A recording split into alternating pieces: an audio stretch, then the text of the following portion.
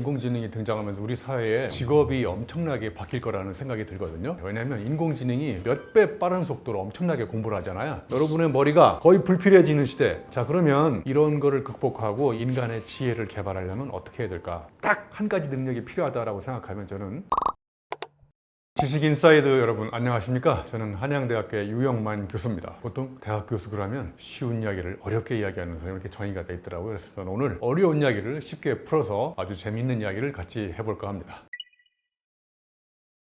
네, 여러분 인공지능이 등장하면서 사람들한테 이제 여러 가지 다양한 생각의 촉발점을 제공하는데 저는 첫 번째 인공지능이 등장하면서 우리 사회에 직업이 엄청나게 바뀔 거라는 생각이 들거든요. 여러분도 아시겠지만 있었던 일자리가 없어지고 없었던 일자리가 새로 생길 것 같아요. 왜냐하면 인공지능이 특히 논리적으로 사유하고 이런 인간의 지능으로 했던 일들을 인공지능은 인간보다 몇 배 빠른 속도로 엄청나게 공부를 하잖아요. 그리고 여러분 사람이 10년 동안 공부했던 거를 인공지능은 단 몇 분 만에 공부를 하잖아요. 그리고 인공지능은 한번 공부하면 사람처럼 잊어먹지도 않아요. 어떤 이런 여러 가지 차이점이 있음에도 불구하고 저는 가장 큰 변화는 그동안 인간의 지능으로 했던 많은 일들이 인공지능으로 대체를 하기 때문에 사람들한테 엄청난 위협이 되기도 하잖아요. 그럴 때 우리는 위기를 뒤집으면 기회가 될 수 있다고 하잖아요. 그래서 어떻게 하면은 인공지능이 할 수 없는 인간의 고유한 능력을 개발할까 저는 이렇게 생각합니다. 그래서 이제 예를 들면요, 여러분 직업 중에서 원으로 끝나는 직업이 있어요. 원, 회사원, 공무원. 그다음에 또 여러분 직업 중에 가로 끝나는 게 있어요. 소설가, 혁신가, 기업가 이런 것처럼. 자, 그러면 두 개의 직업 중에서 인공지능이 더 빨리 쉽게 대체 가능한 직업은 어떤 직업을 더 빨리 대체할 수 있을까요?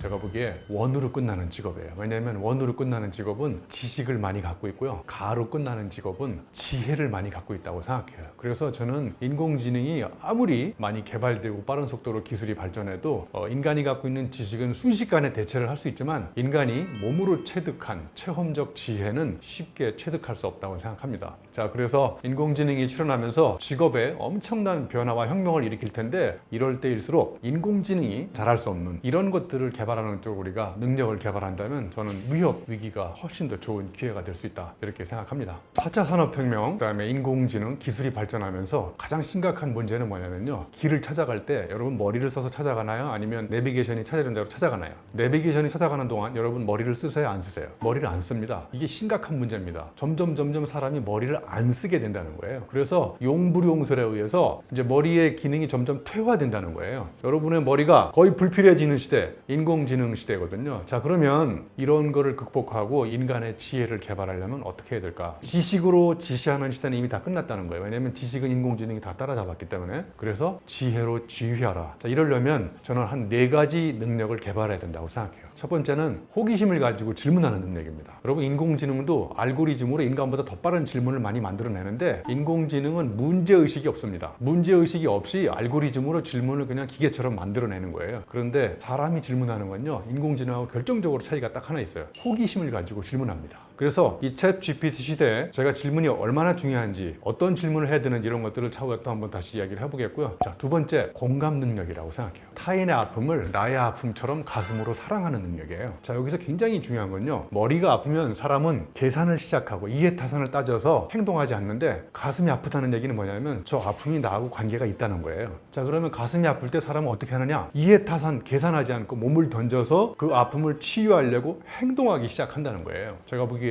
이런 인간의 숭고한 미덕은 인공지능이 쉽게 따라잡을 수 없다고 생각해요. 자, 세 번째, 인공지능이 쉽게 할 수 없는 거, 타인의 아픔을 사랑하는 공감 능력과 직결되어 있습니다. 타인의 아픔을 포착했으면 치유하려고 밤잠을 안 자고 아이디어를 계속 내기 시작합니다. 그래서 그 아픔을 치유하기 위해서 아이디어를 내는 능력이 저는 상상력이라고 생각해요. 그러니까 상상력은요, 밑도 끝도 없는 뜬구름 잡는 공상, 망상, 허상 이런 게 아닙니다. 철저하게 현실적인 문제 또는 타인의 아픔을 포착한 다음에 그걸 기반으로 치유하기 위해서 아이디어를 낼 때 인간의 상상력은 폭발합니다. 자, 그럼 상상력의 문제는 뭐냐면요, 세상은 아이디어가 바꾸지 않습니다. 통계적으로 아이디어 10개 중에 한두 개만 현장에 실현된다는 거예요. 인공지능이 쉽게 따라잡을 수 없는 네 번째 인간의 고유한 능력이 뭐냐? 불굴의 의지를 가지고 시행착오, 도전하고 실패하면서 이제 실험을 계속 반복하는 거예요. 이렇게도 해보고 저렇게도 해보고 그러면서 머릿속에 들어있는 아이디어가 현장에 적용돼 가지고 이제 어떤 제품이나 서비스로 창조가 되는 거죠. 창조가 됐을 때 인간은 그때 뭐가 생기는 거냐면 실천적 지혜라고 합니다. 자, 그래서 다시 정리하면 첫 번째, 호기심을 가지고 질문하는 능력. 두 번째, 공감 능력. 자, 그러면 이제 그거를 가지고 밤잠을 안 자고 그 아이디어를 내는 능력이 상상력. 자, 그러면 상상력으로 나온 결과물이 아이디어니까 아이디어를 가지고 이제 현장에 몸을 던져서 불굴의 의지를 가지고 실험하고 도전하고 이러면서 생기는 실천적 지혜. 이 네 가지가 저는 인공지능이 쉽게 따라잡을 수 없는 인간의 고유한 능력이라고 저는 생각합니다. 가장 중요한 능력은 물론 네 개 다 중요하지만 제가 출발점에 질문이라고 그랬잖아요. 그래서 여러분 저는 이 질문이 바로 우리 낯선 관문을 열어가는 촉발점이라고 생각해요. 그래서 질문을 바꿔야, 즉 질문이 물음표잖아요. 그죠? 물음표를 여러분 밑으로 쭉 당기면 무슨 표시가 되나요? 느낌표가 되잖아요. 그러니까 여러분 감동의 느낌표를 우리가 찾지 못하는 이유는 거제와 다른 물음표를 던지지 않기 때문에 그런 거예요. 질문은 세상을 향해서 던지는 그물이라고 생각해요. 우리가 잡을 수 있는 고기를 바꾸려면 낚싯바늘을 바꿔야 되잖아요. 물음표를 거꾸로 뒤집으면 낚싯바늘처럼 생기지 않았나요? 내가 어제와 다른 답을 얻으려면 어제와 다른 질문을 던져야 된다고 생각해요. 그래서 질문이 네 가지 능력 중에서 첫 번째 촉발점이면서도 가장 중요하다고 저는 생각합니다. 제가 질문을 잘하는 방법에 대해서 이렇게 연구를 해보니까 몇 가지를 한번 이렇게 정리를 해볼 수 있겠더라고요. 첫 번째는 고정관념을 깨는 질문입니다. 여러분 우리 머릿속에 항상 잘하는 게 고정관념, 통념, 상식 뭐 이런 거잖아요. 그래서 우리가 5살 때 무려 65번 내에 질문했대요. 그러니까 세상이 다 불가사의였어요. 모든 게 다. 40년이 지난 45세가 되면 불가사의는 7개밖에 안 남아요. 7대 불가사의. 그리고 늘어나는 단어가 이렇게 늘어납니다. 원래 그래, 물론 그런 거야, 당연한 거야 이렇게 얘기한답니다. 그래서 이 고정관념, 통념을 깨는 질문을 던지는 건데요. 문제를 던져서 과연 그게 여전히 현실에 먹힐까? 이렇게 질문을 던져보는 거예요. 저는 이런 게 첫 번째 가장 중요한 질문이라고 생각하고요. 그다음에 이제 두 번째, 당연함을 부정하는 질문입니다. 자, 예를 들면 여러분 다이슨이라는 선풍기 회사 아시죠? 날개 없는 선풍기가 나왔잖아요. 그 다이슨이 날개 없는 선풍기를 만들기 전에 모든 선풍기 회사는 선풍기에는 날개가 있다라고 하는 가정을 바꾸지 않고 혁신의 혁신을 계속 거듭한 거예요. 다이슨이 이런 질문을 던진 겁니다. 선풍기에 꼭 날개가 있어야 될까요? 이런 질문 때문에 날개 없는 선풍기가 나온 거죠. 그 다음에 이제 또 하나는요, 배움을 확장하는 질문이에요. 우리가 흔히 질문이 두 가지가 있다고 그러죠. 심판자의 질문하고 학습자의 질문. 자, 예를 들면 심판자의 질문 이런 거예요. 제가 예전에 자전거 타고 우리나라 국토 완주 그랜드슬램을 달성했거든요. 그래서 친구하고 이제 하루는 동서울 터미널에서 자전거를 싣고 섬진강을 가야 되는데 친구가 그러는 거예요. 3시간째 고속도로를 달리고 있는데 이 버스가 전라남도 강진으로 가고 있대요. 우리는 전라북도 강진을 가야 섬진강을 가는데, 그래서 제가 이제 바로 전에 질문이 두 가지가 있다고 그랬죠. 심판자의 질문 이런 거예요. 야, 너는 나이가 몇 살인데 버스표도 똑바로 못 걷냐? 이렇게 야단을 치면 문제는 개선되지 않고 심리적으로 패배감 만드는 거예요. 그래서 제가 순간 질문을 바꿨죠. 학습자의 질문으로. 야 친구야, 그러면 이 상황에서 우리가 이 난국을 돌파할 수 있는 최선의 대안은 뭐냐? 이런 식으로 질문을 던지면 이제 그 친구가 기사님을 잘 설득해가지고 고속도로 중간에서 세우자는 거예요. 그래서 진짜로 세웠어요. 고속버스 기사님을. 그다음에 톨게이트로 자전거를 꺼내가지고 톨게이트로 빠져나갔던. 자, 그러니까 우리가 이렇게 심판자의 질문을 던지지 않고 학습자의 질문을 던졌기 때문에 그런 거예요. 여러분 그래서 사람과 싸우지 말고 문제와 싸우세요. 문제와 싸우면 문제는 해결됩니다. 그래서 프라브럼을 우리말로 풀어보면 풀어보렴 이런 뜻이라고 합니다. 살아남을 직업은 예를 들면 인공지능이 어마어마하게 빠른 시간 내 데이터와 인포메이션을 찾아가지고 사람들한테 이렇게 전달주잖아요. 자, 그러면 그 데이터나 인포메이션이 질적으로 얼마나 탁월한 정보인지, 이게 거짓말이 있는 건지 없는 건지, 이런 신뢰성, 데이터의 질적 속성을 평가 판단하는 감식가, 뭐 이런 것들이 굉장히 필요하지 않을까. 또 예를 들면요, 챗 GPT한테 왜 손가락이 10개냐고 물어보세요. 그러면 걔가 이제 틀에 박힌 답을 써오거든요. 뭐 인간이 일을 하면서 일이 복잡해지고 뭐 돼가지고 손가락이 10개가 필요했다 그러는데, 제 고등학교 선배인 한민복 시인이 성선설이라는 시를 썼어요. 손가락이 10개인 것은 태아가 엄마 뱃속에서 몇 달 은혜 입나 손가락 꼽아봐다가 10달째 돼가지고 아이 손가락이 10개가 됐다는 거예요. 이런 식으로 시적 상상력 이런 걸 구사하는 직업, 이런 거는 제가 보기에 인공지능이 쉽게 흉내내고 또 대체가 불가능한 직업이 아닐까 이런 생각을 해봤습니다. 직업이라는 한자를 보면 직과 업으로 돼 있잖아요. 그럼 직의 시대가 저물고 업의 시대가 왔다. 업의 시대가 바로 제가 프로페셔널이라고 한 거거든요. 직을 추구하는 사람은요, 첫 번째 자리에 목숨을 겁니다. 업을 추구하는 사람은 의미에 목숨을 걸어요. 어떤 차이가 있을까요? 자리에 목숨 거는 사람은 끊임없이 남과 경쟁을 합니다. 경쟁 상대가 바깥에 있어요. 근데 의미를 추구하는 사람은 경쟁 상대가 내 안에 있어요. 어제의 내가 경쟁 상대예요. 자, 그리고 또 하나 굉장히 중요한 건요. 전문직 사람들은 다 그런 건 아니지만 자기 일에 굉장히 충실한 사람들이에요. 그런데 이 일의 성과가 고객들한테 어떻게 영향을 미치는지까지 생각하지 않는 사람들이 꽤 많거든요. 그런데 이 프로페셔널들은 고객들이 나한테 원하는 바가 뭔지를 항상 귀를 기울여요. 그래서 그 사람이 원하는, 그 사람의 어떤 욕망을 충족시키는 일 쪽으로 굉장히 초점을 많이 맞춰서 일을 합니다. 또 하나 차이가 뭐냐면요. 직을 추구하는 사람들은 법대로 합니다. 법대로. 업을 추구하는 사람들은 방법을 개발합니다. 그러니까 방법을 추구한다는 거는 법을 어기고 네 맘대로 하라는 얘기가 아니라 기존의 규칙대로 안 되면 본인이 규칙을 만들어요. 그래서 프로페셔널은 방법 개발 전문가라고 생각해요. 두 번째, 이 행복이라는 의미도 한번 다시 생각해 봐야 된다고 생각해요. 여러분, 목표를 달성하면 사람들이 행복할까요? 행복한 사람도 있고 불행한 사람도 있겠죠. 그런데 목표를 달성하면 행복한 순간을 만끽해야 되는데 행복한 순간을 만끽하는 시간을 갖기 이전에 목표를 또 추구합니다. 목표에 목표를 주어지면 이제 목표 달성하다가 목숨이 끊어지는 거예요. 실제로 한 부부가 있었는데요. 강남에다가 50평짜리 아파트를 마련하는 게 목표였었어요. 마련해가지고 행복했어. 그런데 거기 집에다가 또 뭐 커피 머신도 설치하고 베란다도 테라스 카페처럼 꾸미고, 그런데 남편이 아침에 집에다 서류봉투를 놓고 생각이 난 거예요. 집에 갔는데 놀라운 현상을 목격한 거예요. 그 집에서 일하는 아주머니가 오디오를 쫙 틀어놓고 커피 한 잔 빼가지고 그 집안에 있는 모든 시설을 누가 즐기고 있냐면 이 부부는 그걸 즐길 시간이 없어요. 목표가 또 생겼어요. 연속력으로 달려가는 거예요. 휴일 반납, 야근 불사하고 아침 먹을 시간이 없어가지고 저 슈퍼에 가면 설레임처럼 이렇게 짜먹는 죽이 나와 있어요. 그래서 운전하다가 짜먹고 가다가 그 부부가 교통신호등을 잘못 봐가지고 들이받고 죽었어요. 자, 이 부부는 행복을 위해서 살았는데, 행복을 위해서 목표를 달성했는데 결과적으로 가장 비참하게 죽었지 않습니까? 일면의 한 단면일 수도 있지만 우리가 지금 무엇을 위해서 앞만 보고 목표 달성하냐 이거죠. 그래서 진짜 행복은 목표를 부산물로 생각할 때 자기가 목표 달성하는 과정을 재밌게 즐겼는데 어느 순간에 보니까 목표가 달성된 거예요. 저는 이렇게 사는 것이 진짜 행복이 아닐까 이런 생각을 해봤고요. 이제까지 성공은 여러분 끈기의 산물이라고 생각했습니다. 자, 그러면 이상하지 않을까요? 성공한 사람들은 쉽게 끊고 포기하지 않고 막 한 번 시작하면 끝까지 물고 늘어져서 끈기를 발휘한 사람이라고 생각하는데, 제가 조사를 해보고 연구를 해보니까 진짜 성공한 사람들은 뭐를 끈기 있게 발휘한 거냐면 자기가 좋아하고 자기한테 기쁨을 주는 일은 가급적 끊어버리지 않고 끈기를 발휘한 거고, 이건 하면 할수록 안 될 것 같고 좋아하는데 잘할 수 없는 일, 이런 것들은 빨리 끊어버리고 거기는 끈기를 발휘하다가 인생이 망가지는 거예요.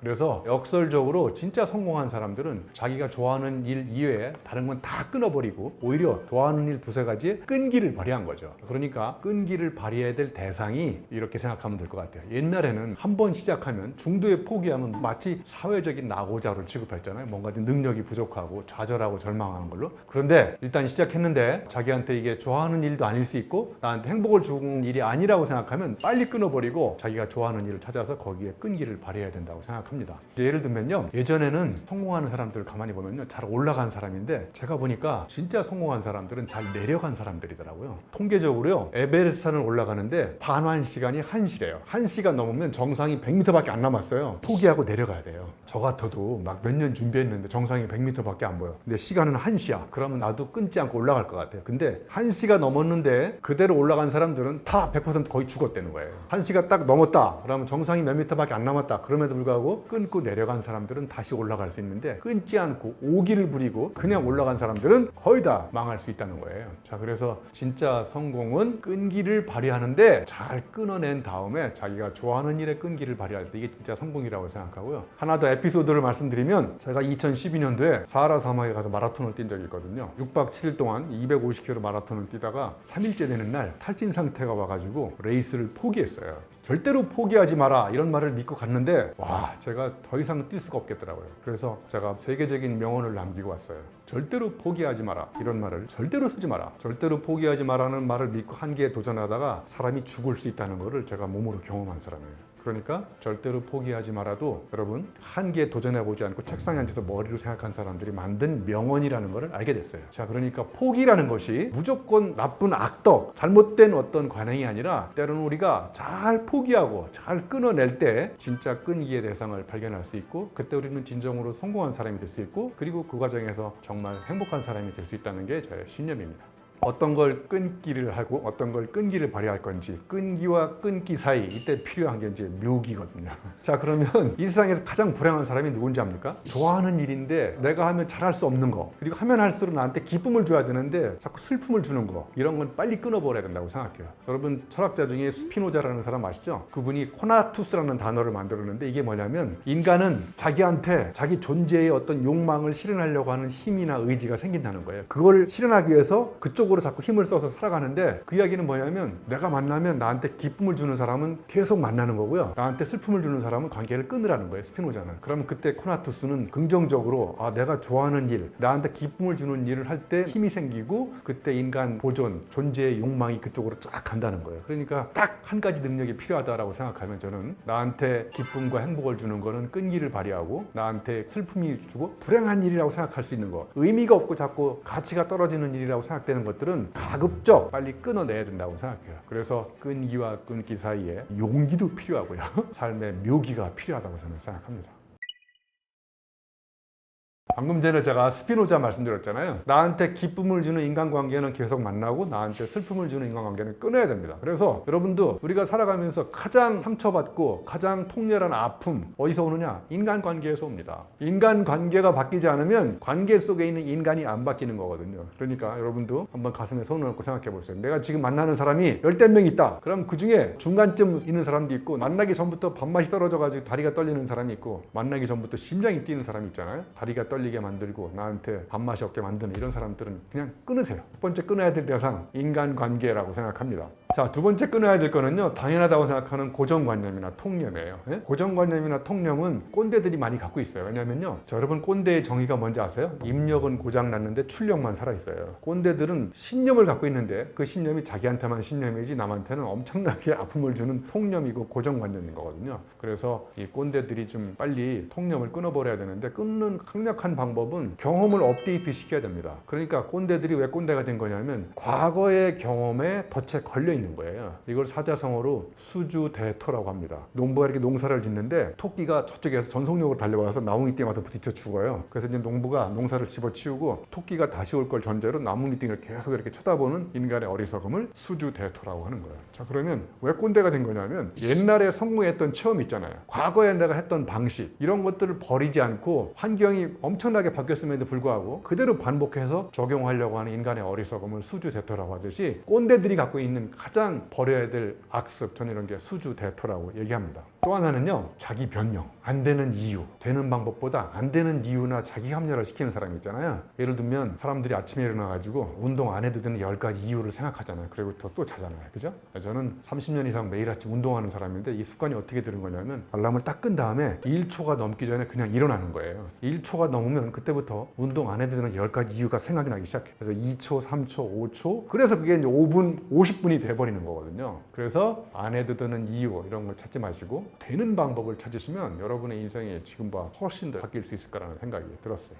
그 다음에 또 끊어야 될 거, 걱정이라고 생각해요. 걱정. 제가 설립한 대학이 걱정대학교 도정학과 자포자기 전공 이런 대학이 있거든요. 여러분, 그런 말 있잖아요. 티벳 속담에 걱정을 해서 걱정이 없어지면 걱정이 없겠네, 이런 말 있잖아요. 그러니까 걱정을 해가지고 해결될 문제가 약 통계적으로 4%밖에 안 된대요. 그런데 우리는 걱정해도 어쩔 수 없는 것, 걱정할 필요가 없는 거 붙잡고 걱정을 계속하니까 문제가 꼬이고 머리가 아픈 거잖아요. 그죠? 그래서 오히려 그런 걱정을 할 때, 제가 또 앞에 걱정대학교 옆에다가 설립한 대학이 있어요. 드리대학교 저진로학과 뒷수습 전공이라고. 그래서 걱정하고 너무 이렇게 앉아서 고민하고 그러지 마시고 나가서 정면으로 도전해보면 내가 그동안 쓸데없는 걱정을 했구나라는 것들을 몸으로 알 수 있어요. 그래서 여러분은 걱정대학교는 끊어버리시고 드리대학교에 입학하시면 좋겠습니다.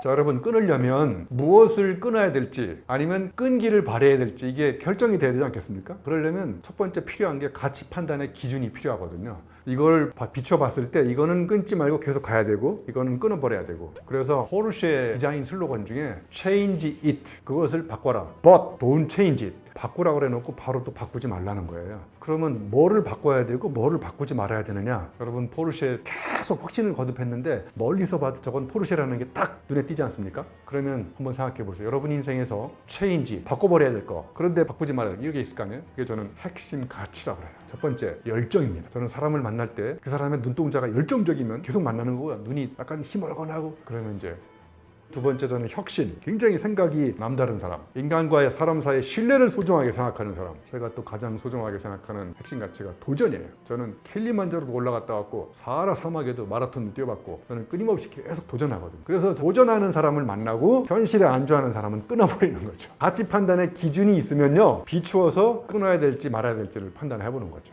그 다음에 끊는 방법 중에 하나는요, 나무에 가지치기라는 거 아시나요?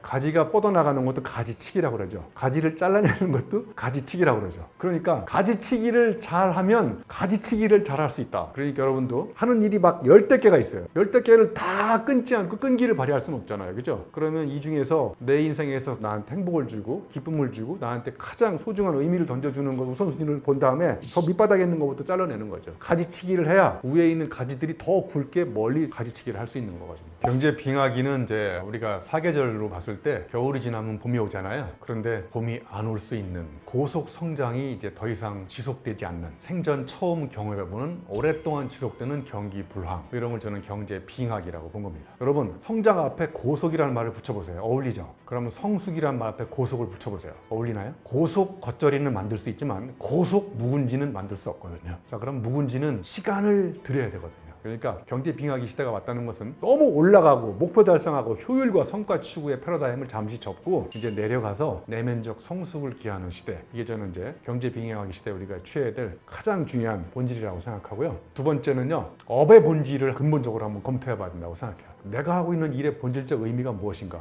예를 들면 네가 오늘 회사에서 무슨 일을 했냐? 이런 질문하고 네가 한 일이 무슨 의미가 있는지, 그러면 뒤에 질문은 일의 의미를 물어보는 거거든요. 일의 본질을 물어보는 거고, 예를 들면 호텔이 잘 됐었는데 호텔이 잘 안 되는 거예요. 그래서 사장님이 직원들을 다 모아놓고 우리 업의 본질은 숙박업입니까? 추억 재생업입니까? 이렇게 질문한 거예요. 호텔은 숙박업이 아니라 추억 재생업이야. 왜? 고객들을 모셔다가 우리 호텔에서 난생 처음 영원히 잊을 수 없는 추억거리를 어떻게 하면 많이 만들어줄까? 이렇게 생각하는 사람하고, 사람을 불러다 많이 잠을 재울까? 이렇게 생각하는 사람하고 사고방식은 물론이고요, 비즈니스 방식이 혁명적으로 바뀐다는 거예요. 그래서 이 경제 빙하기 시대일수록 우리가 업의 본질을 근본적으로 재검토하고 재정립하는 이런 시기가 되면 오히려 위기가 또 기회가 될 수 있다고 생각해요.